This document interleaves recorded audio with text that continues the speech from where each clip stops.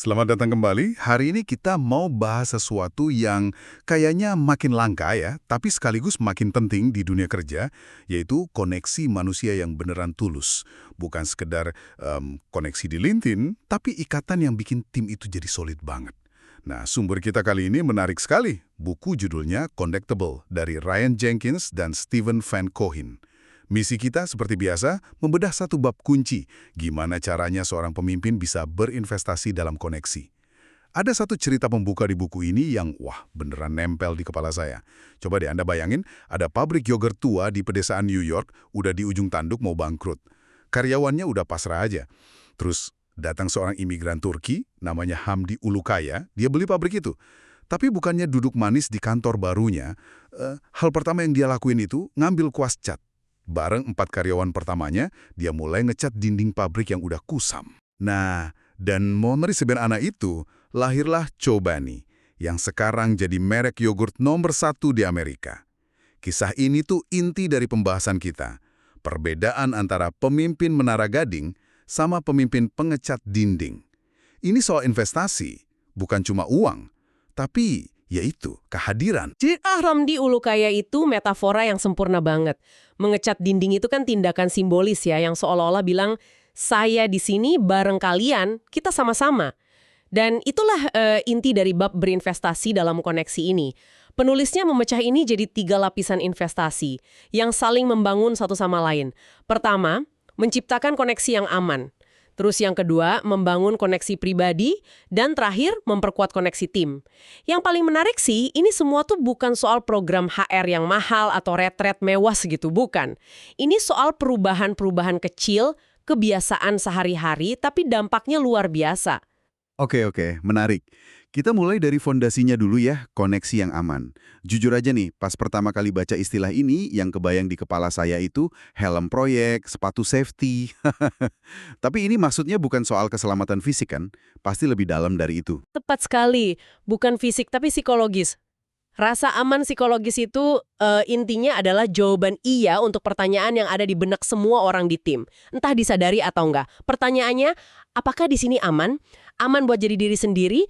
Aman buat nanya hal yang mungkin kedengeran bodoh? Aman buat nyoba sesuatu terus gagal tanpa takut dihakimi atau, wah karir saya tamat. Sumber kita ini merujuk ke risetnya Google yang terkenal itu Project Aristotle.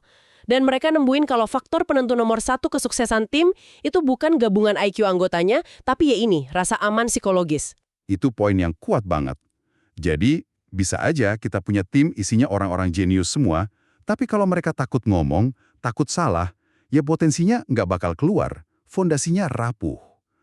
Terus, gimana caranya seorang pemimpin bisa secara praktis mulai menyemen fondasi ini? Di buku ini kan ada beberapa langkah konkret ya? Benar. Langkah pertama, dan ini favorit saya, namanya strategi mendengarkan untuk memahami, berbagi, atau memperbaiki. Idenya gini, pas ada anggota tim datang ke Anda bawa masalah, tahan dulu refleks buat langsung kasih solusi. Sebaliknya, tanya dulu, untuk obrolan ini kamu mau aku jadi apa? Kamu mau aku cuma dengerin aja buat paham? Atau kamu butuh aku kasih perspektif? Atau kita perlu cari cara buat benerin ini bareng-bareng? Wah, itu kayak tombol jeda yang kuat banget ya. Saya langsung kepikiran situasi di mana ada rekan tim datang, dan refleks pertama saya kan langsung mode pahlawan, kasih solusi. Padahal belakangan saya sadar, mungkin dia cuma butuh didengerin aja, butuh validasi kalau masalahnya emang sulit. Jadi pertanyaan tadi itu semacam rem tangan psikologis ya buat pemimpin, biar nggak salah langkah. Tepat sekali. Rem tangan psikologis itu istilah yang bagus. Karena seringnya niat baik kita buat memperbaiki, itu malah bisa terasa kayak kita ngeremehin kemampuan mereka. Dengan bertanya, kita kasih mereka otonomi dan rasa hormat. Nah, strategi kedua yang nyambung banget, itu berbicara terakhir. Dalam rapat, apalagi kalau Anda pemimpin, biasain deh buat nahan pendapat sampai semua orang selesai ngomong. Nah, ini nih, teorinya bagus tapi prakteknya pasti susah. Apalagi buat pemimpin yang visinya kuat banget. Nggak ada risiko dianggap plin-plan atau ragu-ragu gitu kalau nungguin orang lain ngomong duluan. Itu pertanyaan yang valid, kekhawatiran yang umum banget. Tapi buku ini justru berpendapat sebaliknya. Dengan bicara terakhir, Anda bukan nunjukin keraguan, tapi justru menciptakan ruang. Ruang untuk ide-ide yang mungkin nggak akan pernah muncul kalau Anda udah netapin arah duluan. Ini buat ngelawan efek HIPO, highest paid person's opinion. Oh, opini orang yang gajinya paling tinggi? Iya, yang pendapatnya otomatis dianggap paling benar, jadi waktu pemimpin bicara terakhir, itu sinyal kuat bahwa setiap suara itu berharga. Oke, itu mengubah cara pandang saya.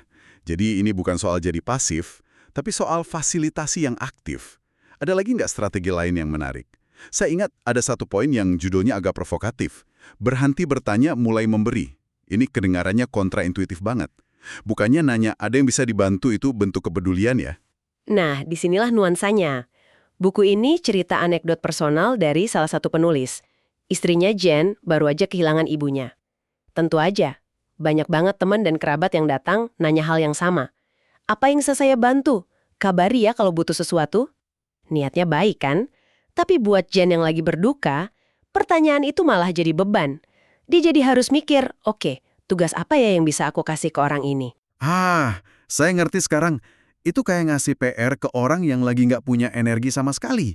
Jadi, orang yang beneran ngebantu itu justru mereka yang... Mereka yang langsung bertindak. Mereka nggak nanya, mereka ngasih. Ada yang ngirim makan malam, ada yang datang bawa bunga. Mereka ngambil beban dari pundak Jen bukan nambahin. Pelajarannya di kantor pun sama.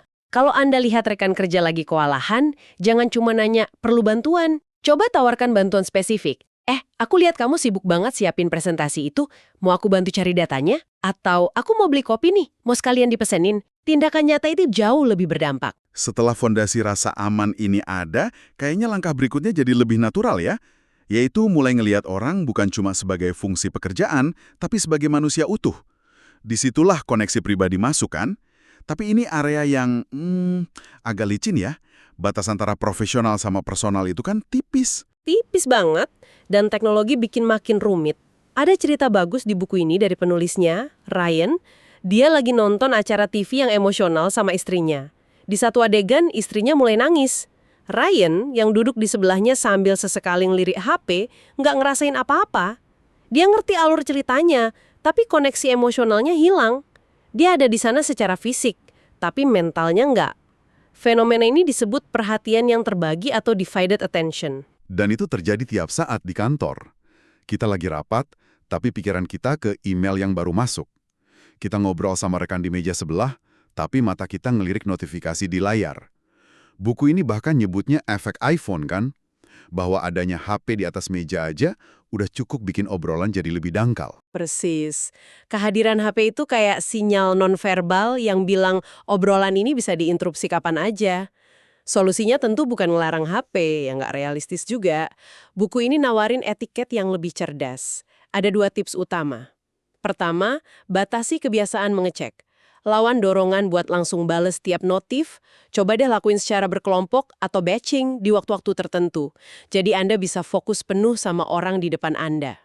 Dan yang kedua yang menurut saya praktis banget, umumkan aktivitas Anda. Kalaupun kita emang harus pakai HP pas lagi sama orang lain, ya bilang aja lagi ngapain. Misalnya, maaf sebentar ya, aku cek jadwal buat rapat besok, atau aku balas pesan dari anakku dulu sebentar.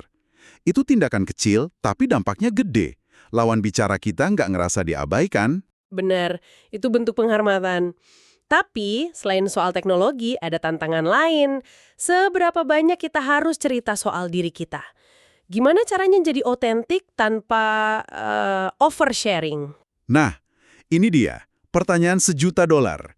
Gimana kita bisa jadi relatable tanpa harus nyeritain semua drama pribadi kita? Kuncinya ada di kecerdasan emosional. Buku ini menggambarkannya sebagai sebuah spektrum emosional. Di satu ujung ada under-emoter. Orang yang kaku, cuma ngomongin fakta, data. Kayak robot. Di ujung lain ada over-emoter, yang tiap saat cerita perasaannya tanpa filter. Ini bisa bikin orang lain gak nyaman. Tujuannya itu ada di tengah-tengah. Menjadi relatable, bukan sekadar vulnerable. Tunggu, bedanya apa tuh relatable sama vulnerable dalam konteks ini? Vulnerability itu bisa berarti membuka diri sepenuhnya, tanpa batas. Kalau relatability itu lebih ke berbagi pengalaman atau perasaan secukupnya aja. Tujuannya buat nunjukin bahwa Anda juga manusia, buat bangun jembatan pemahaman. Ada contoh bagus dari Brené Brown yang dikutip di buku. Waktu dia lagi ada masalah keluarga, dia bilang ke timnya, saya lagi melewati masa yang berat saat ini. Dukungan terbaik buat saya adalah saya bisa jujur soal ini, tapi saya nggak mau jawab banyak pertanyaan. Nanti saya kasih tahu kalau butuh sesuatu. Itu kuat banget sih. Dia jujur soal kondisinya, itu kan bangun kepercayaan ya. Tapi di saat yang sama, dia netapin batasan yang jelas. Profesional. Dia nggak ngebebanin timnya dengan detail masalahnya, itu contoh relatability yang cerdas banget. Tepat. Dia ngasih konteks, tanpa menjadikan timnya terapis. Itulah keseimbangannya. Oke, jadi kita udah punya fondasi rasa aman, terus udah mulai bangun jembatan antar individu, sekarang kita naik level ke koneksi tim secara keseluruhan. Ini area di mana banyak perusahaan nyoba dan seringnya gagal. Ngadain happy hour, main bowling bareng, tapi kok hasilnya malah canggung ya? Kenapa begitu? Sumber ini nunjukin beberapa alasan utama kenapa acara-acara kayak gitu sering gagal. Pertama, jadwalnya sering bentrok sama kehidupan pribadi karyawan. Udah kerja seharian, ya pengennya pulang kan, bukan dipaksa sosialisasi lagi. Kedua, ada percampuran tipe hubungan yang aneh. Hubungan kerja itu kan transaksional, pertemanan itu komunal. Nah, maksa jadi komunal di konteks kerja itu bisa terasa palsu. Dan yang ketiga, yang paling sering saya lihat, orang-orang akhirnya ya cuma ngumpul sama gengnya aja. Tim marketing ngobrol sama marketing, tim IT sama IT lagi. Tujuan buat membaur jadi gagal total. Malah kayak reuni SMA yang canggung. Anda bener banget. Terus, apa alternatifnya? Buku ini nyaranin pendekatan yang jauh lebih cerdas. Jangan nambahin acara baru di luar jam kerja, tapi integrasikan aktivitas koneksi ke dalam alur kerja yang udah ada. Nah, ini dia yang menarik. Gimana tuh contohnya? Ada contoh fantastis dari mantan US Surgeon General Vivek Murthy. Di rapat tim mingguannya, dia punya ritual namanya Inside Scoop. Jadi tiap minggu, satu anggota tim gantian dikasih waktu 5 menit buat nunjukin foto apa aja yang mereka mau. Keluarga, hobi, liburan, pokoknya yang nggak ada hubungannya sama kerjaan. Wah, brilian. Sederhana banget tapi saya bisa bayangin dampaknya pasti gede. Saya jadi mikir di tim saya sendiri. Kita mungkin kaget kalau tahu hobi atau bakat terpendam rekan sebelah kita. Itu langsung mengubah dinamika, bukan? Dari sekedar rekan kerja A, jadi, oh dia ternyata pendaki gunung yang hebat. Tepat. Dan itu beneran terjadi di timnya Vivek Murthy. Mereka jadi tahu kalau ada seorang peneliti yang mereka anggap serius dan kutu buku, ternyata dia pelari maraton yang nyaris lolos kualifikasi Olimpiade. Penemuan kecil itu mengubah cara seluruh tim mandang dia. Mereka mulai ngelihat manusia di balik jabatannya. Jembatan kayak gini nggak akan pernah bisa dibangun sama segelas bir gratis di bar. Ide itu kuat banget dan gampang diterapkan ya. Ada lagi nggak contoh lain yang terintegrasi gitu? Ada konsep peer coaching atau pendampingan sesama rekan kerja. Buku ini menggambarin ini sebagai pesta sosial, social feast, yang bergizi. Beda banget sama camilan sosial ya, social snacking kayak cuma ngasih like di postingan orang. Dalam peer coaching, 2 orang rekan kerja dipasangin, 1 orang cerita soal tantangan nyata yang lagi dihadapi di kerjaan, satunya lagi tugasnya dengerin baik-baik dan ngasih pertanyaan yang dalam, buat bantu rekannya nemuin solusi sendiri. Jadi ini bukan sekedar curhat ya, tapi sesi pemecahan masalah yang terstruktur dan didukung rekan sejawat. Ini pasti bangun kepercayaan yang luar biasa, karena relevan langsung sama kerjaan mereka. Tepat sekali. Ini membangun modal sosial yang nyata. Perusahaan besar kayak Ernst & Young bahkan punya program serupa yang lebih formal. Namanya Counseling Families. Tiap karyawan baru langsung dimasukin ke kelompok dukungan kecil yang dipimpin partner senior. Tapi partner ini bukan atasan langsung mereka. Jadi ada ruang aman buat bertanya tanpa takut dinilai. Kalau gitu, setelah kita bahas semua ini, kesimpulannya jadi jelas banget ya. Berinvestasi dalam koneksi, menurut buku Connectable ini, bukanlah soal satu acara besar tahunan. Ini tentang serangkaian tindakan kecil, disengaja, dan konsisten. Mulai dari bikin fondasi koneksi yang aman, lalu bangun koneksi pribadi dengan perhatian penuh, sampai akhirnya memfasilitasi koneksi tim lewat aktivitas bermakna yang nyatu sama kerjaan. Tepat.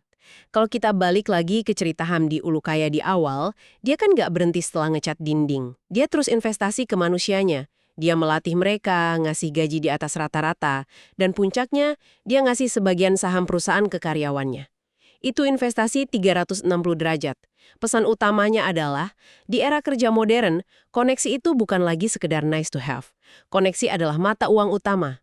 Tim yang terhubung itu tim yang lebih tangguh, lebih inovatif, dan ya pada akhirnya lebih manusiawi dan sukses. Setelah mendengar semua ini, mungkin pertanyaan pertama yang muncul di benak Anda adalah, dari mana ya saya harus mulai berinvestasi? Tapi, saya mau ninggalin Anda dengan satu pertanyaan lanjutan yang lebih dalam untuk direnungkan. Ini juga disinggung di bagian lain buku ini. Mereka bahas konsep interruptibility atau kemampuan untuk diganggu. Jadi pertanyaannya adalah, setelah Anda berusaha keras membangun semua koneksi ini, seberapa bersedia Anda membiarkan jadwal Anda yang padat diganggu oleh seorang rekan yang tiba-tiba butuh waktu Anda? Karena mungkin, investasi terbesar dalam sebuah koneksi bukanlah waktu yang Anda jadwalkan di kalender, melainkan waktu yang Anda berikan secara spontan, tepat di saat paling dibutuhkan.